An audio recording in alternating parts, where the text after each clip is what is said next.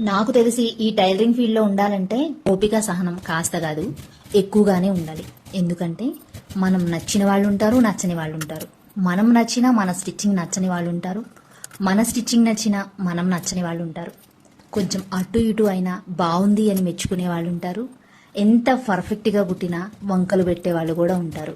మనమంటే నచ్చని వాళ్ళు మనకి ఏదో ఒక వంక పెట్టాలని మరీ వచ్చి మన దగ్గర కుట్టించుకునే వాళ్ళు కూడా ఉన్నారు. ఇలాంటి వాళ్ళు ఉన్నారు కాబట్టే చెప్తున్నా. ఇలాంటి అనుభవాలు ఎదురైనవి కాబట్టే చెప్తున్నాను. ఈ టైలరింగ్ అంటేనే చూసే వాళ్ళకి చాలా చులకనగా, చేసే వాళ్ళకి చాలా కష్టంగా అనిపిస్తుంది. నిజానికి ఏ పనైనా సరే బయటకు వెళ్లి పని చేస్తే మార్నింగ్ వెళ్తే ఈవినింగ్ కి ఆ పని ఫినిష్ అయిపోయి ఆ రోజు టెన్షన్ అక్కడితో కంప్లీట్ అయిపోతుంది. కానీ టైలరింగ్ మాత్రం అలా కాదు. ఎంత స్టిచ్ చేసినా ఏవి స్టిచ్ చేసినా మాత్రం టెన్షన్ అనేది మాత్రం ఎనీ టైం ఉంటూనే ఉంటుంది. కుట్టిన వాటి కోసం ఒక టెన్షన్, కుట్టాల్సిన వాటి కోసం ఒక టెన్షన్ అన్నమాట.